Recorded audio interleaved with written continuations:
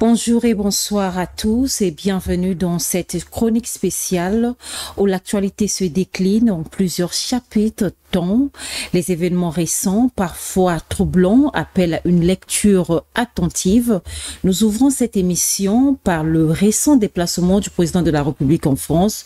Il ne s'agit pas ici d'examiner les dessous diplomatiques de cette visite, mais bien de s'interroger sur l'impact de cette présence de la diaspora congolaise. Bonsoir et bienvenue à tous.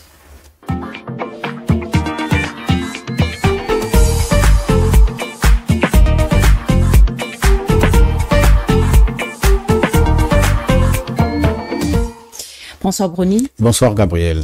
Bon, l'actualité oblige qu'on en parle. La localité d'Ongo semble être dans les mois. Les vidéos circulent à travers les réseaux sociaux. On aimerait comprendre qu'est-ce qui se passe. Il s'agit de quoi concrètement?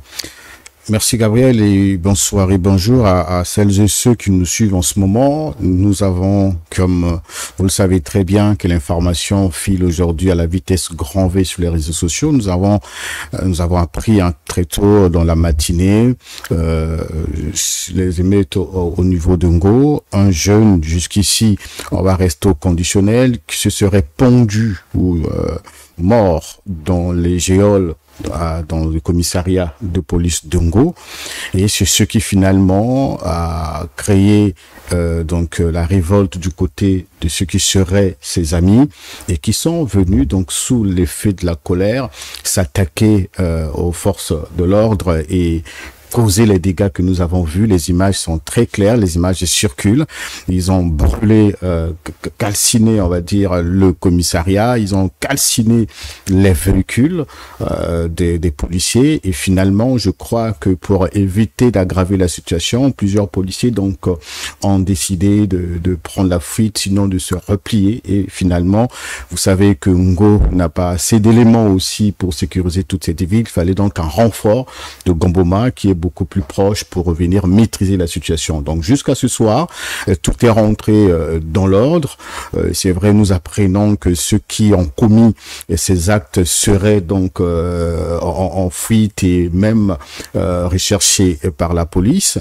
Mais la situation est rentrée dans l'ordre. Vous savez que Ngo, ce n'est pas une grande ville. Quand il y a des tels actes, il y a des telles actions, il est quand même difficile que la paix, la tranquillité, les esprits reviennent le plus tôt possible. Les gens vont continuer à murmurer, les gens seront dans la psychose, les gens vont certainement être terrés chez eux pour éviter peut-être encore d'autres dérapages. Mais jusqu'à ce soir, tout est rentré dans l'ordre. On déplore, comme je vous l'avais dit, donc le décès de ce jeune qui est encore très jeune, et finalement tous les dégâts causés au niveau du commissariat et voilà, tous les véhicules brûlés et autres. Mais Bruni, qu'est-ce qui pourrait expliquer la mort de ce jeune? Bon, il faut savoir que je vais d'abord commencer par expliquer la mort, c'est quoi en réalité. La question qu'on se pose aujourd'hui, c'est de savoir comment ce jeune a pu s'attraper une corde dans les géoles pour se pendre. Alors, est-ce qu'il était seul dans les géoles? Il n'y avait pas d'autres individus? Voilà, c'est la première question qu'on se pose. Donc, on ne veut pas influencer l'enquête. On dit que l'enquête est en cours. Et l'autre chose qu'il faut comprendre, c'est que nous parlons là des conditions de détention en réalité. Ça devient un peu récurrent que nous apprenons à Brazzaville, surtout à Brazzaville, que on a connu ici l'histoire de Chakona, on a connu bien d'autres encore où pour des mauvaises conditions de détention, les jeunes s'offusquent, les jeunes sont étouffés, voilà, qui meurent de temps en temps dans les géoles. Donc ça peut être aussi les mauvaises conditions de détention qui sont aussi on dit à l'origine de ces morts, mais aussi, il faut pas oublier, aussi parfois des tortures, on va vous dire, et parfois qui sont tellement inhumaines au point de commettre, d'arriver à ces actes ou encore à ces catastrophe. Alors, il faut retenir ici une chose. Pourquoi est-ce que nous sommes arrivés à ces révoltes? Pourquoi on constate cela tout le temps? Il y a un problème qu'il faut retenir, c'est les rapports entre la police les forces de l'ordre et la population. Moi, je pense que l'un des défis aujourd'hui du haut commandement de la police et même de la gendarmerie, c'est de soigner, mais vraiment de soigner l'image des forces de l'ordre vis-à-vis des populations. Il y a une crise de confiance qui est née depuis quelque temps. Vous savez que la police, en réalité, et même les gendarmes sont là pour sécuriser, protéger les biens et les personnes, sécuriser la ville, sécuriser les hommes. Ça veut dire que la présence d'un policier dans un coin de votre rue vous rassure, vous garantit une quiétude. Donc, je peux me balader en toute quiétude. Si je suis un citoyen normal, un citoyen respectueux des lois, je ne peux pas, moi, avoir peur d'un policier que je vois dans la rue. Aujourd'hui, souvent, la présence policière dans certains environnements, et même quand vous êtes en face d'un policier, vous avez par rapport aux dérives, par rapport, on va dire, au manque du professionnalisme des uns et des autres dans cette corporation, le policier ne rassure plus, ne fait plus confiance, n'aspire plus confiance.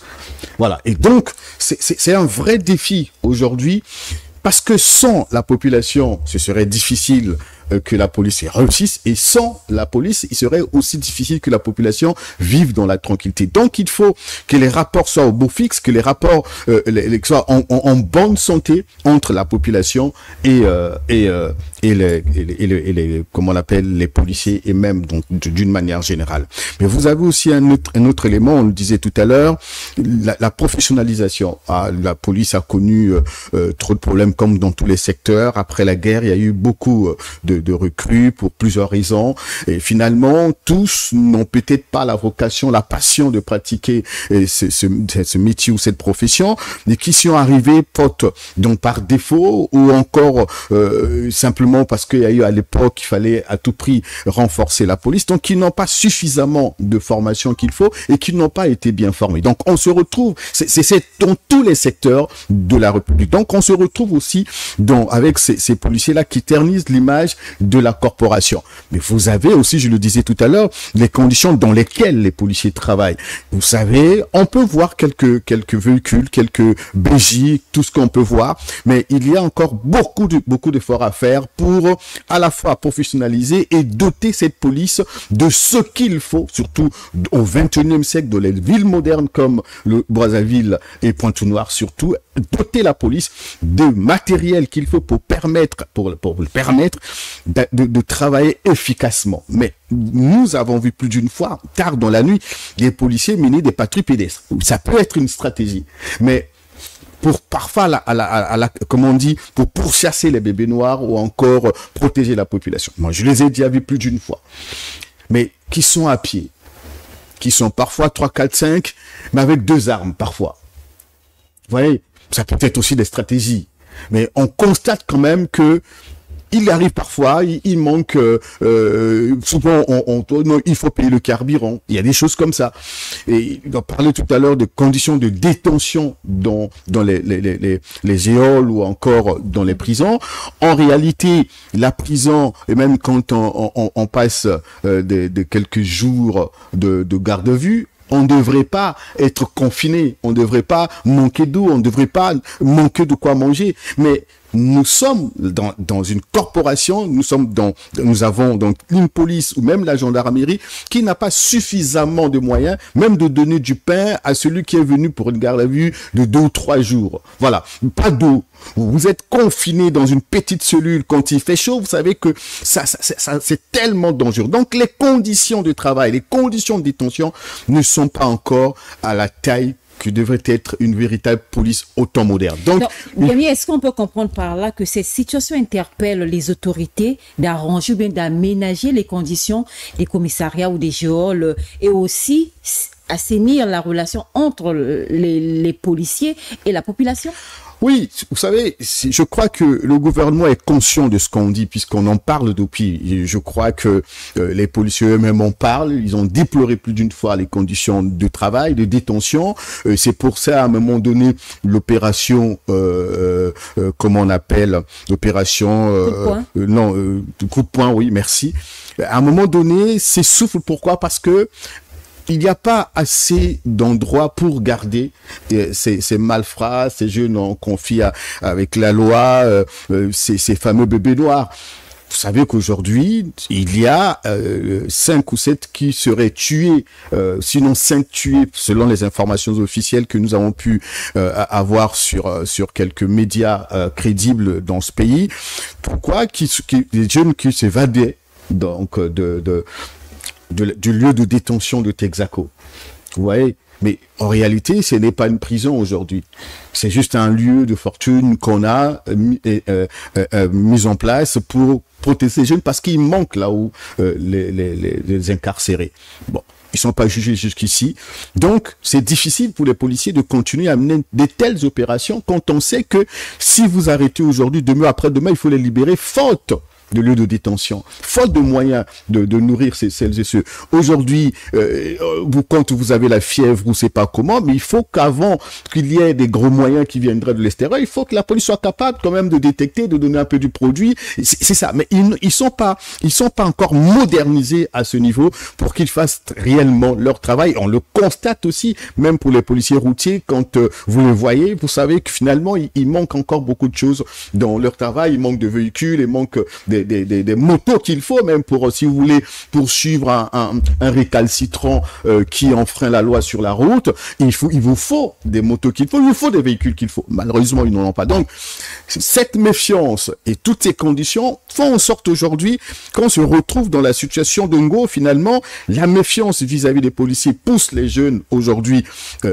C'est pas toujours la cause principale de cette méfiance. C'est pas seulement le manque du professionnalisme ou c'est pas comment. C'est aussi les politiques publiques aujourd'hui qui influencent négativement tous les secteurs. Donc, il y a ça. Donc, la police aujourd'hui est victime d'un manque de vision politique, j'ai envie de dire publique. Donc, on prend tout le monde à partie et on mélange tout le monde. Finalement, comme ça ne marche pas dans la politique, finalement, tout le monde devient responsable. Il faut que la police, le haut commandement de la police et même la gendarmerie regardent de fond en comble quelles sont les opérations de marketing qu'ils peuvent mener pour soigner l'image, rassurer la population de leur travail, parce qu'ils ne sont pas les ennemis de la République. Non, non, non, non, non. Le rôle du policier, quand on regarde à travers la ville, il se rapproche même des lieux les plus obscurs, les lieux les plus lointains de la ville, dans les recoins de Bradda, parce que c'est dans le but de sécuriser chaque citoyen.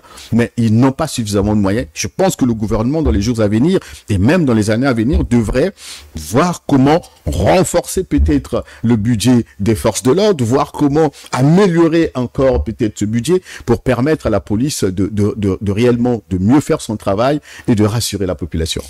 Parlons à présent le déplacement du président de la République. Est-ce que ce voyage a permis d'apaiser les tensions entre la diaspora et les autorités congolaises? Bon, vous parlez de tensions, oui, parce que nous savons, quand on regarde la diaspora, surtout celle qui est basée en France, une catégorie d'elle, parce que je pense qu'on en parlera, cette diaspora, il y a une bonne partie qui est hostile au pouvoir et même qui est très revendicative, qui voudrait peut-être plus de l'amélioration dans les rapports qui les lient au pays. Et finalement, nous avons cette diaspora qui est très revendicative. Nous avons aussi cette diaspora qui est très politique. Finalement, c'est celles et ceux qui composent cette diaspora qui finalement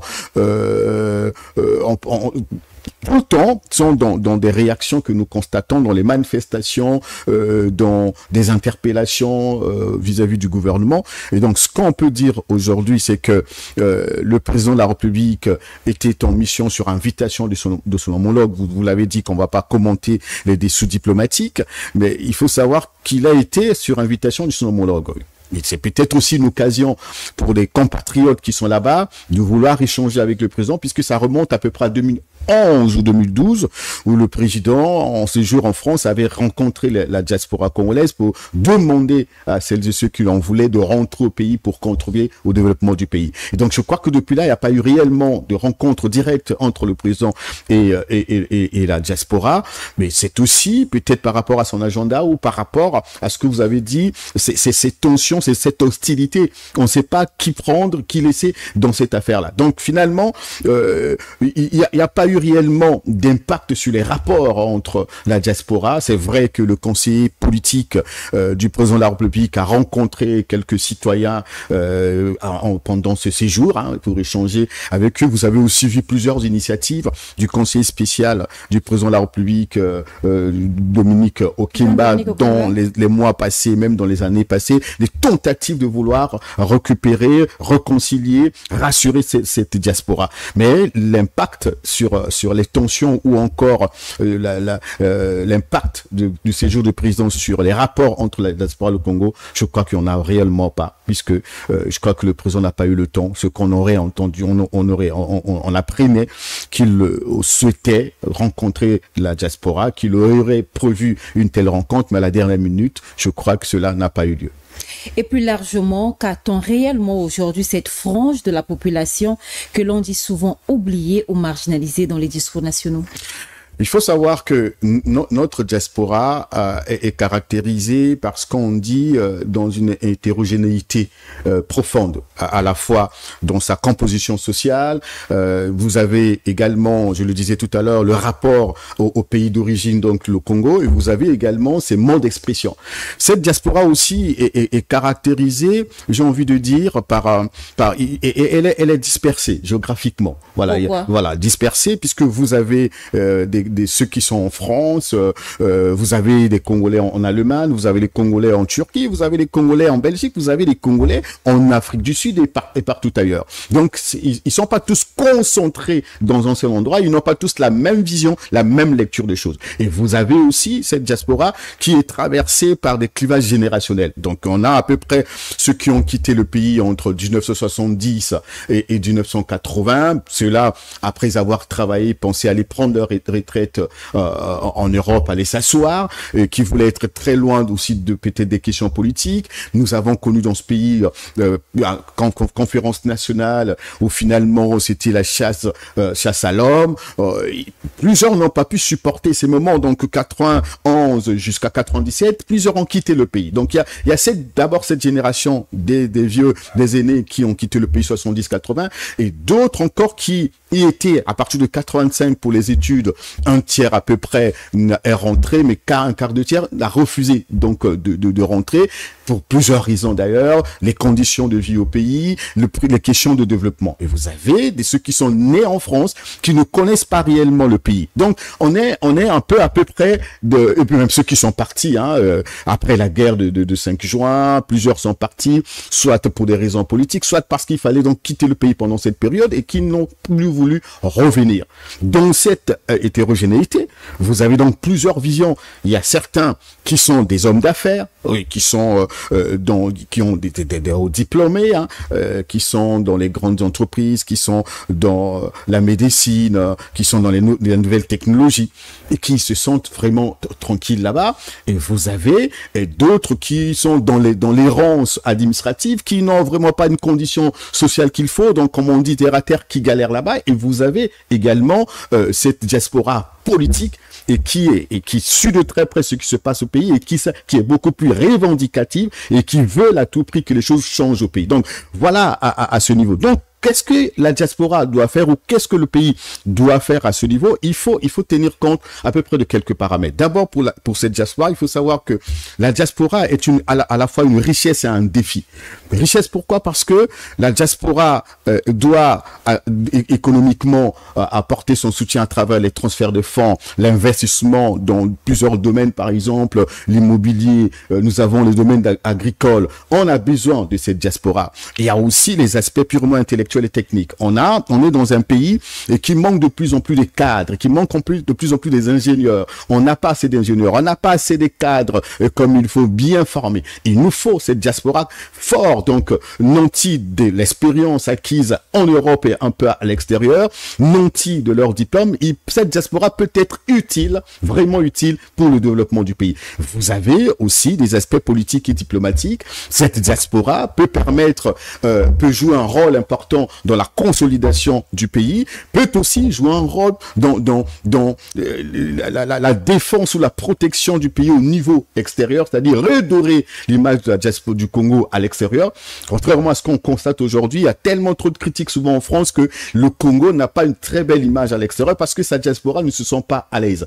Vous avez également, pour terminer, les aspects purement culturels. Quand on regarde d'autres pays comme le Nigeria, la Côte d'Ivoire, avec Asalfo, donc le groupe Magic System, comment la Côte d'Ivoire est respectée sur le plan culturel à l'extérieur. C'est grâce à l'influence de sa culture à l'extérieur, mais c'est aussi grâce à sa diaspora sénégalaise, la diaspora nigériane. Même en RDC, on se rend compte que la plupart, vous avez Gims par exemple, qui, dans le domaine de la culture, en train de nettoyer, de laver l'image de la RDC avec Dadju et tout le reste. Il y a Youssoufa. Donc, aujourd'hui, le rôle que peut jouer cette diaspora, c'est aussi ce rôle culturel. Mais je disais tout à l'heure un défi. Donc, le défi, c'est aussi au niveau du gouvernement. Le gouvernement, qu'est-ce qu'il doit faire? Il y a une méfiance qui est née. Je le disais, ceux qui ne veulent pas rentrer, parfois plusieurs raisons. Politiques, économiques, des questions de développement. Qu'est-ce qu'il faut faire aujourd'hui? Et même le social aussi. Voilà. Donc, qu'est-ce qu'il faut faire aujourd'hui? Il faut à peu près renforcer, à mon avis, le ministère qui s'occupe des Congolais de la diaspora.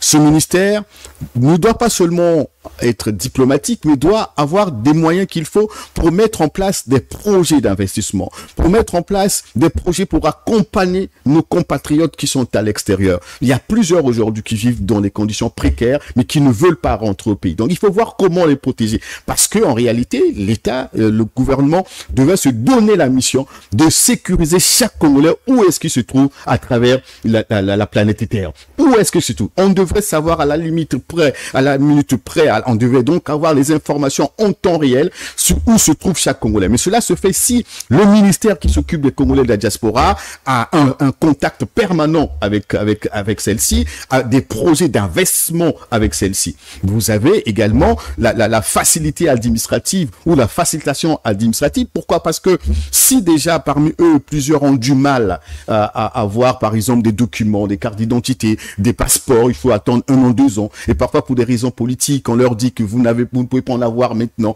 Ça peut freiner les rapports qui pouvaient être des bons rapports avec la diaspora. Et vous avez aussi la liberté de circuler. Il faut rassurer à cette diaspora de rentrer au pays quand elle veut, donc aux compatriotes, de rentrer quand ils veulent, sans harcèlement.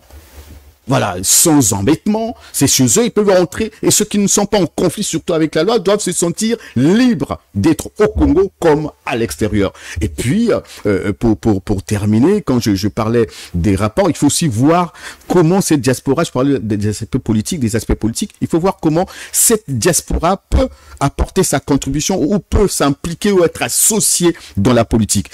La diaspora, pour être aujourd'hui, se sentir concernée dans le développement du pays, doit avoir une voix, par exemple. La voix, c'est voter. Vous voyez, quand on voit les autres voter, les Congolais de la RDC qui sont à l'extérieur, quand ils votent, on voit comment le Gabonais vote, les Sénégalais votent, et ça fait plaisir. Vous vous sentez concerné, vous vous sentez impliqué, vous vous sentez citoyen de votre pays, un vrai compatriote. Donc, il faudrait penser dans les jours à venir, associer, donner une voix de vote à la diaspora, peut-être aussi voir au niveau du Parlement comment on peut avoir un ou 2 sièges des citoyens qui représenteront donc les Congolais de la diaspora. Donc aujourd'hui, ce qu'il faut faire, c'est exactement ce que peut-être c'est un avis, c'est juste ma proposition, mais je pense que c'est essentiel pour permettre à cette diaspora et même au Congo d'entretenir des très bons rapports avec sa diaspora. Mais qu'est-ce qui explique ce manque de symbiose? Est-ce que c'est le manque d'entente entre la diaspora et les autorités congolaises? Vous savez, il y a, je vous disais tout à l'heure, des raisons économiques. Vous savez, il y a des gens qui sont partis en Europe. Moi, j'ai rencontré certains qui vivent dans les mauvaises conditions. Il y a une jeune dame qui m'a dit, si je savais que je devais vivre une vie de calvaire ici en Europe, je ne serais jamais arrivé. Mais j'ai dit, mais pourquoi est-ce que vous n'en parlez pas et pourquoi vous ne rentrez pas? Et il m'a simplement dit, ici, je peux trouver du travail, même si c'est un travail précaire, voilà. Mais au moins, je peux trouver un travail. Je peux dormir, je peux avoir de l'eau, je peux avoir de l'électricité, je peux me déplacer. Mais au pays, je ne peux pas, après mes études, trouver du travail si facilement. Il n'y a pas de travail. Les conditions basiques, conditions sociales basiques ne sont pas réunies. Et j'ai terminé mes études, je n'ai pas envie de repartir parce que je sais que je ne trouverai pas du travail. Donc, c'est ce que je disais tout à l'heure. Rien n'est garanti, rien n'est fait pour que ceux qui sont allés étudier reviennent et soient réellement intégrés ou encore qu'il y ait vraiment une véritable insertion professionnelle, malheureusement. Donc, il y a cette crainte de vivre la précarité dans leur propre pays qui fait en sorte qu'ils ne reviennent pas. Vous avez également ceux qui ont pris des distances vis-à-vis pour des raisons politiques, qui aujourd'hui sont hostiles à ce pouvoir et qui ne veulent pas voir ceux qui sont là au pouvoir et qui finalement pensent qu'ils ne peuvent pas rentrer, rien ne le garantit, rien ne leur garantit la sécurité, rien ne leur garantit, on va dire, la sérénité, rien ne leur garantit même la pratique politique saine et démocratique. Donc pour eux, ils restent loin, ils mènent leur politique à distance. Mais vous avez aussi, il ne faut pas oublier, ceux qui sont aussi cette diaspora acquise au pouvoir. Ce sont souvent les enfants des dignitaires ou encore ceux qui ont des parents qui occupent des fonctions comme eux, et même bien d'autres qui aujourd'hui portent leur soutien à ce pouvoir de Brazzaville, mais qui pensent aussi mener le même combat à l'extérieur. Il y a plusieurs Congolais, même s'ils sont minoritaires, mais qui soutiennent aujourd'hui le pouvoir et qui pensent qu'il faut mener ce combat aussi à l'extérieur. Mais vous avez ceux qui sont aisément installés en Europe et qui pensent que ça ne sert plus à rien de rentrer au pays. J'ai tout ce qu'il faut. Et vous avez ceux qui sont nés en Europe et qui ne connaissent pas le pays. Donc, pourquoi rêver du Congo, rêver de votre pays si vous ne le connaissez pas? Donc, voilà un peu quelques raisons. De la diaspora à l'appareil gouvernemental, il n'y a qu'un pas, ou plutôt un vol de Dubaï à Paris. Il y a eu d'un pas. Plusieurs ministres, après avoir été vus à Dubaï, ont atterri à Paris. D'autres ont même prolongé jusqu'en Turquie. Bruni, est-ce un déplacement planifié, coordonné à l'avance ou un enchaînement improvisé? Bon, de Dubaï en France à Paris en France. Il faut savoir que quand vous regardez, nous sommes au Congo où, je le disais dans l'une de mes chroniques, la plupart des ministres sont dans la flatterie. Voilà, il y a beaucoup qui ont quitté Dubaï dans l'espoir finalement d'aller soutenir le président, d'aller l'accueillir. Mais quand vous avez constaté dans le protocole, ils n'étaient pas tous là, puisqu'il y a à peu près une vingtaine de ministres qui étaient en déplacement, à la fois pour vous, ce que vous connaissez, le mariage de l'un de leurs collègues à Dubaï, et aussi pour d'autres raisons de santé, des missions en Turquie et autres. Alors, donc, ceux qui étaient déjà, j'ai envie de dire, qui accompagnaient officiellement le président à cette mission, vous avez vu le ministre de la Coopération qui a signé quelques accords en France. Lui, on comprend qu'il était dans la mission officielle avec lui, donc qui accompagnait le président. Vous avez vu Madame la ministre Ebouka Babakas, vous avez vu bien d'autres, le ministre de la Communication, qui lui aussi était à Dubaï et qui s'est retrouvé qui serait à Dubaï, puisque je n'ai pas la confirmation, mais qui s'est retrouvé finalement aux côtés du président parce qu'il était. Donc là, il y a ce côté, on va dire, officiel de cette mission, mais pour ce qui est de Dubaï, il faut savoir que il y a eu une sorte de tricherie. Voilà, gouvernementale. Une tricherie gouvernementale. Pourquoi vous le dites? Parce que, vous savez que, officiellement, quand on s'en tient à la note du Premier ministre, nous l'avons dit ici, la note nous informe que le Premier ministre était en mission. Et nous savons très bien qu'une mission est beaucoup plus administrative que privée. Voilà. Donc, on ne peut pas, au niveau de responsabilité où je trouve, dire qu'on est en mission alors qu'il s'agit d'une mission privée. Donc, il y a une tricherie. Je pense que les ministres, tous les ministres, et même le Premier ministre, étaient en déplacement privé. Donc, cette note, à mon avis, qui informait les Congolais du déplacement officiel, puisqu'on parle d'une mission, c'était peut-être un camouflage, peut-être pour éviter les polémiques, voire une vingtaine de ministres se déplacer à Dubaï pour le mariage de leurs collègues, aurait pu susciter de la colère vis-à-vis de la colère de la population qui, pendant plusieurs années, croupit dans la misère. On est dans un pays qui n'a pas d'argent, le peuple le subit de plein fouet. Donc, voir les ministres se déplacer, autant de ministres se déplacer à Dubaï surtout, puisqu'il faut trouver des suites, il faut payer les hôtels, il faut payer les billets d'avion. Ils ne voyagent pas souvent seuls, il y a toujours un ou deux collaborateurs. Donc, je crois que cette note-là est une sorte de camouflage pour éviter la polémique et peut-être aussi pour ne pas donner l'impression finalement que l'argent a été dépensé pour ce gouvernement, pour ce déplacement. Donc, c'est des choses assez graves et on constate finalement de Dubaï, ils déversent et tout ça Paris, même si c'est une ville de transit pour rentrer au pays, mais on a eu l'impression que les ministres étaient en vacances. La question qu'on se pose aujourd'hui, mais c'est avec quels frais et qui a payé les frais de ces déplacements? Éviter la polémique, mais nous avons créé, ou bien ils ont créé la polémique autour du fameux déplacement. Oui, parce que, je le dis, Gabriel, le pays est en crise. Au Trésor, on vous dit qu'il n'y a pas d'argent, les caisses sont vides. Vous avez des petites opérations qui coûtent parfois que des millions, qu'on n'arrive pas à régler dans ce pays parce qu'il n'y a pas d'argent. Vous avez aujourd'hui, je vous ai parlé même des évacuations sanitaires. Je reviens sur ça parce que c'est des choses qui dérangent des citoyens aujourd'hui qui meurent dans cette ville parce que, dans ce pays, parce qu'il leur manque 10, 20 millions d'évacuations. Vous avez, je parlais de Mona, cette jeune dame-là, qui est paralysée, plein d'avenir aujourd'hui, qui a déposé son dossier à la primature.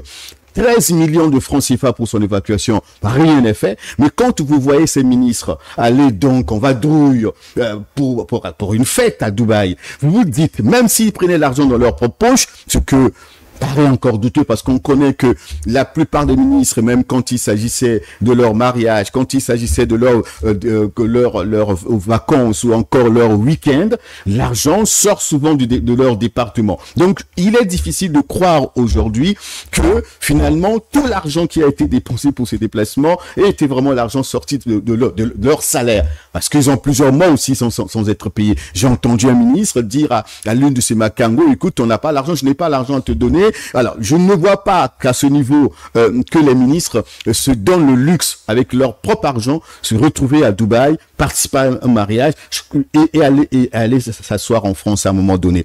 Et d'autres ont pris la direction de la Turquie, comme vous l'avez dit. Donc, c'est véritablement un vrai problème.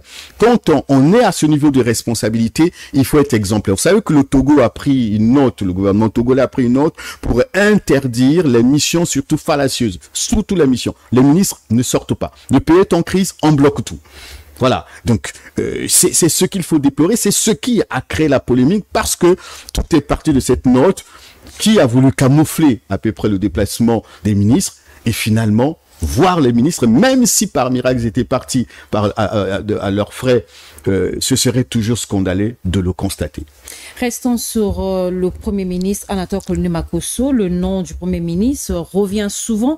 Nous avons lu et écouté les audios du syndicaliste de la ECAREC qui cite énormément le Premier ministre comme ayant financé certains jeunes pour qu'ils s'attaquent aux autres ministres. Que dites-vous à ce sujet?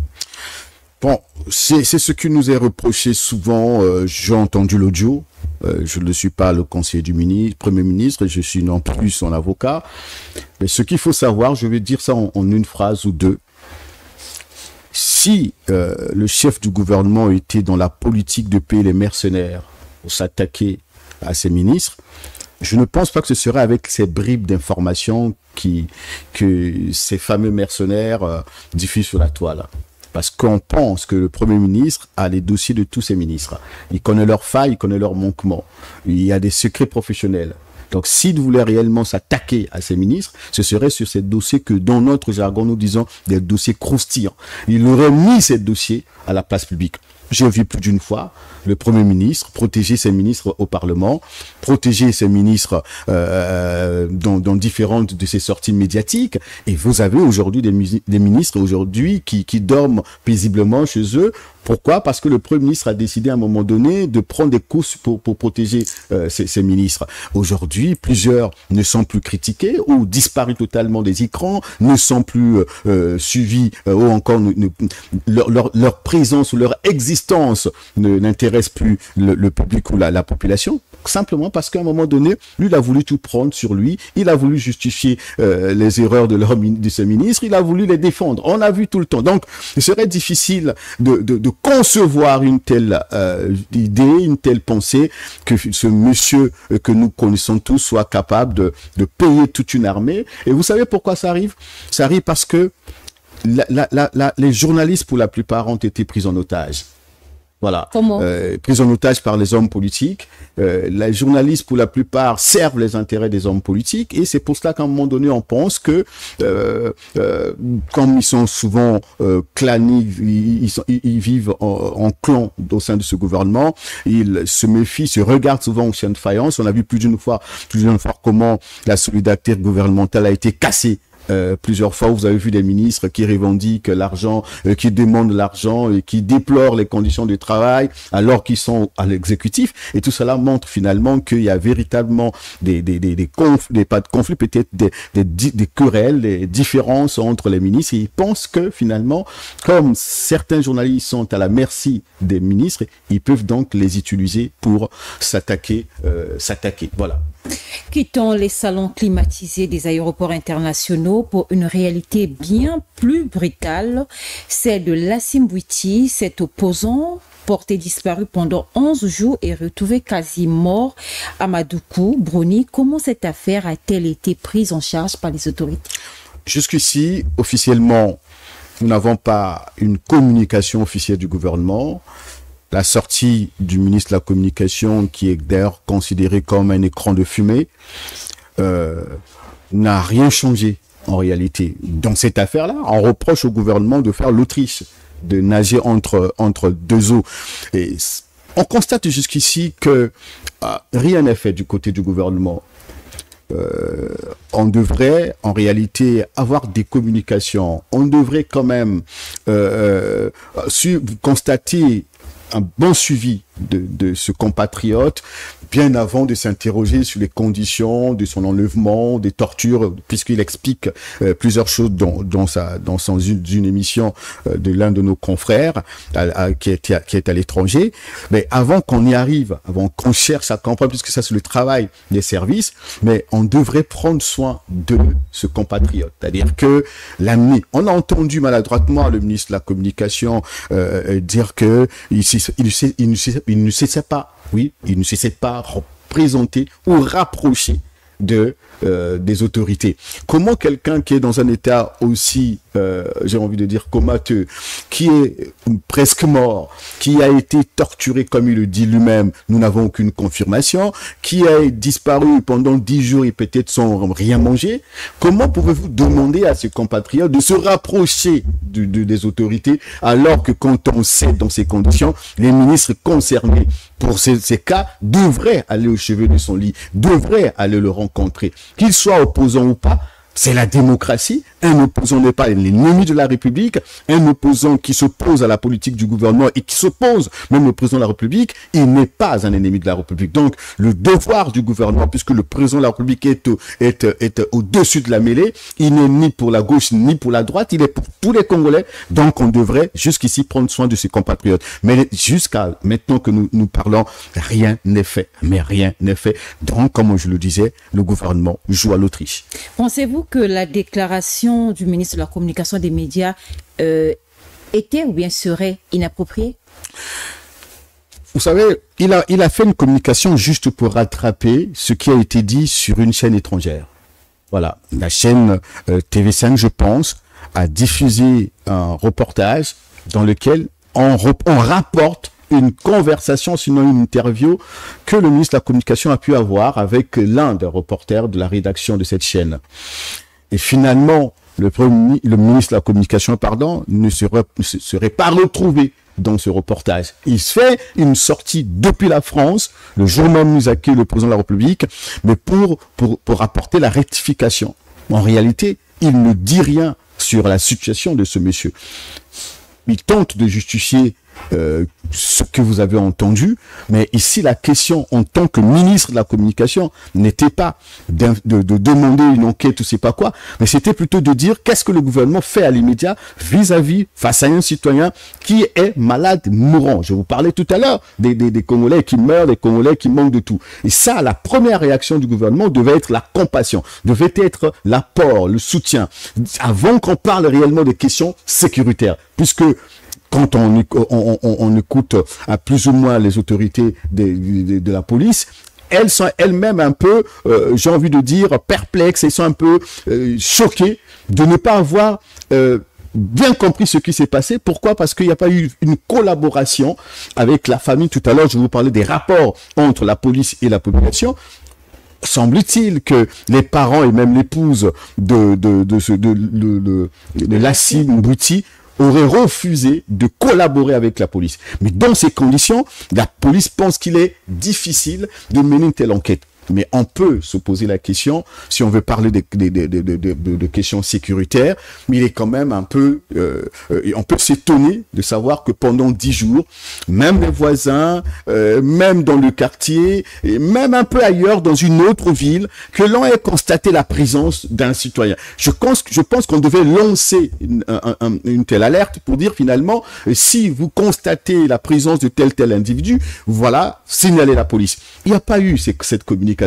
Certains diraient qu'il subirait d'une démence, serait fou, mais on l'aurait quand même vu, soit dans une poubelle quelque part en train de manger, on l'aurait peut-être vu nu en culotte comme on l'a vu, peut-être dans une forêt ou dans une rue en train de marcher. Mais tout cela, on n'a pas constaté cette motivation, même si la police déplore le manque de collaboration. Oui.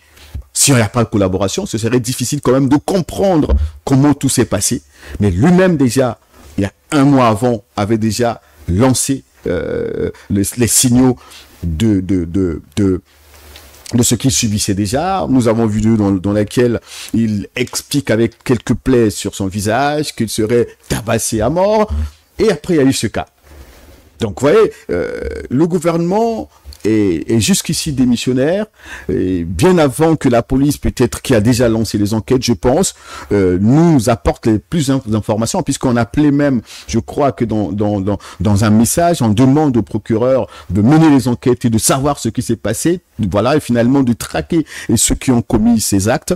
Mais jusqu'ici, je pense que le soutien qu'il fallait à ce compatriote n'est pas au rendez-vous. Brony, doit-on désormais craindre pour sa sécurité personnelle lorsqu'on exprime une opinion divergente dans ce pays? Bon, on va pas craindre puisque le Congo est un pays démocratique.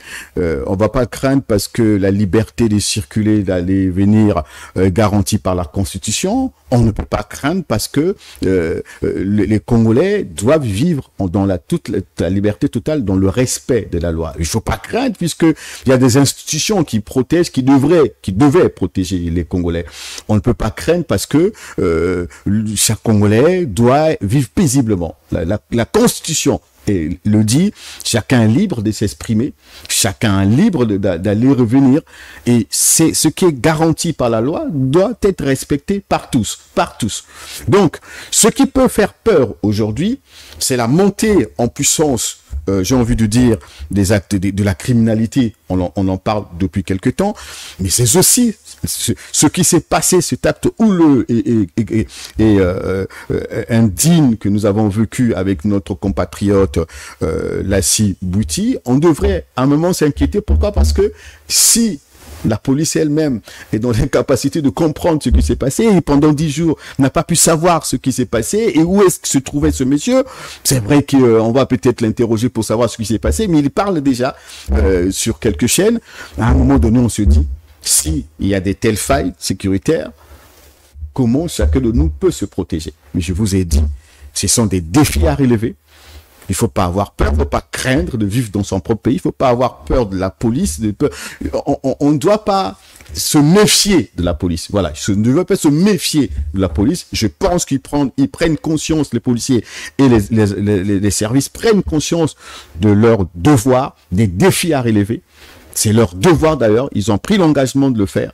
Donc on ne peut pas aujourd'hui avoir peur puisque le président de la République lui-même le dit tout le temps et qu'il veille à ce que cette paix chèrement acquise soit préservée. Il veille à ce que même pas une petite pierre vienne donc perturber cette paix. Je ne vois pas pourquoi est-ce que nous ne serons pas tranquilles de vivre dans notre propre pays. Et il faut savoir que l'opposition, c'est démocratique en réalité. Et puis quand on a débordé dans sa manière de pratiquer la politique, quand on a enfreint la loi, il y a tous les mécanismes prévus par la loi et qui sanctionnent tous citoyens qui vont à l'encontre de la loi. Donc on ne peut pas vivre dans une inquiétude permanente. Si vous êtes respectueux des lois, ou si vous tombez dans un piège, ou si vous n'avez pas respecté ce qu'il fallait, oui, la loi vous sanctionne comme il le faut. Donc, comme il le faut. Voilà. Mais si la loi veut sanctionner, il faut qu'elle sanctionne telle que, à la rigueur de la loi, à la lumière de la loi, à la clarté de la loi. On ne peut pas aller au-delà. C'est tout ce que l'on souhaite dans ce pays. Mais sinon, il y a beaucoup d'opposants dans ce pays qui s'attaquent violemment au président de la République, mais qui sont libres, et qui voyagent, qui reviennent. Voilà. Ils sont nombreux. Nous avons un compatriote qui, tout le temps ou presque, s'attaquait violemment et parfois individuellement à certaines autorités qui circulent librement à Brazzaville. Voilà. Donc, je ne vois pas, moi, surtout le chef de l'État, être dans cette posture de vouloir empêcher à ses compatriotes d'être libres ou vouloir réduire leur liberté. Je ne le pense pas. Lentement et sûrement, nous arrivons à la fin de notre chronique. Brony, parlons un peu du professionnalisme des journalistes. Ces dernières semaines, des journalistes ont été accusés d'être instrumentalisés par des ministres, de faire le sale boulot pour discréditer certains collègues au sein du gouvernement. Comment réagissez-vous à ces accusations? Et une autre question, peut-on encore exercer librement le métier du journalisme au Congo? Bon, je pense que ceux qui le disent, certainement, si on comprend bien, nous prennent pour des enfants, pour des gamins. Mais ces réactions sont à la fois des actes visant à empêcher la liberté de la presse dans ce pays. Comment ça? Parce que si le journaliste ne critique pas, il fait quoi? Si le journaliste ne réalise pas le reportage, il fait quoi? Qu'est-ce que vous dites que tous les reportages doivent être...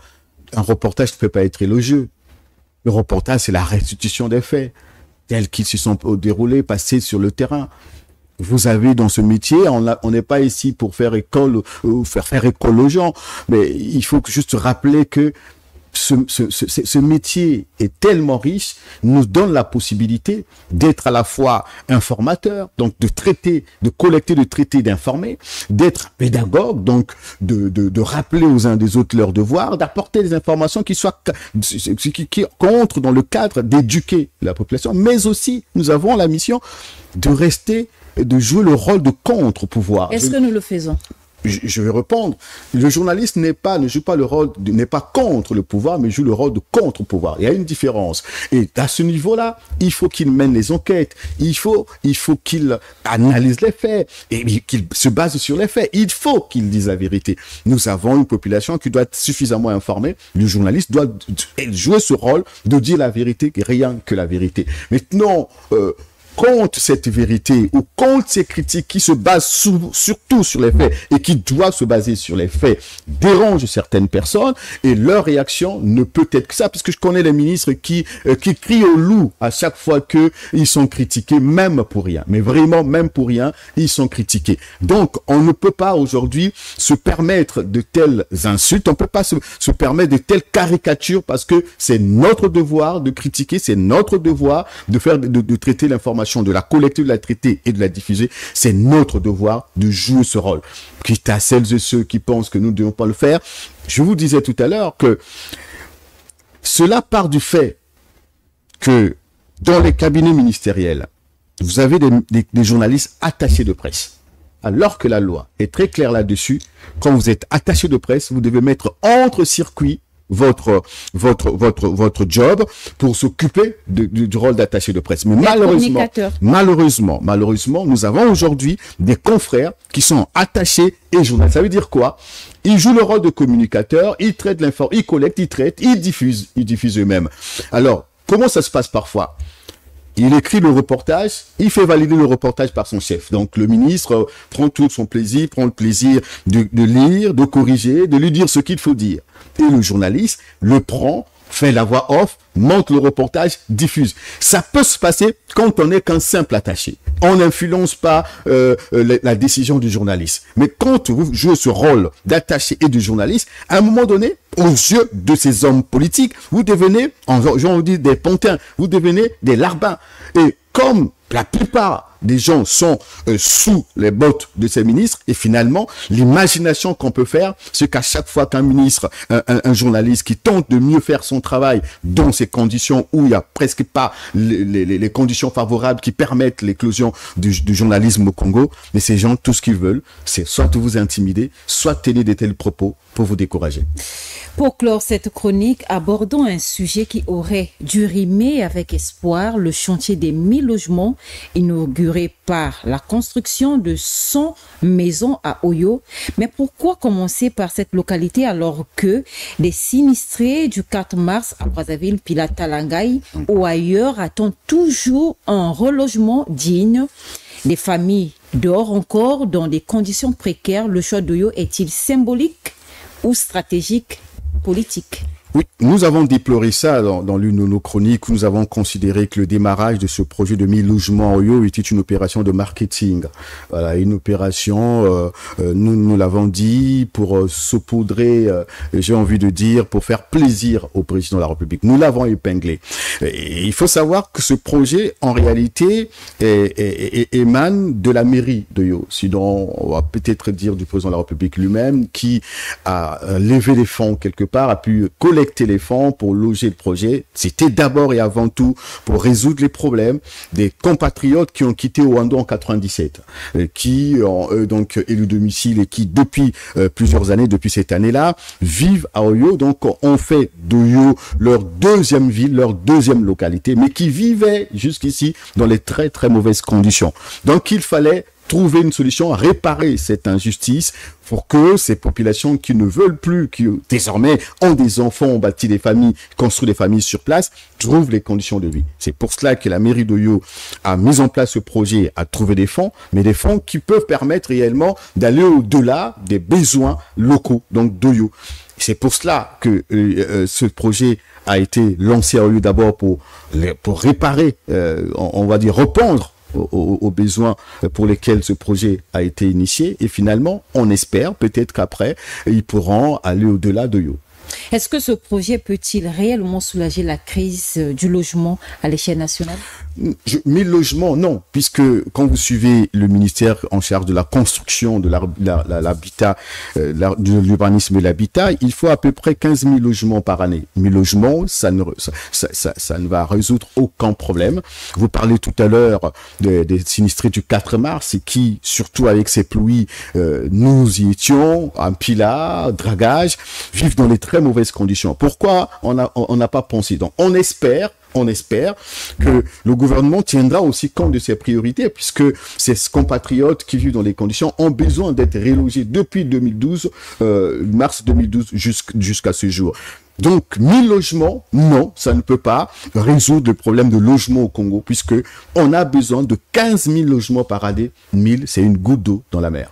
Merci Bruni d'être passé. Merci Gabriel.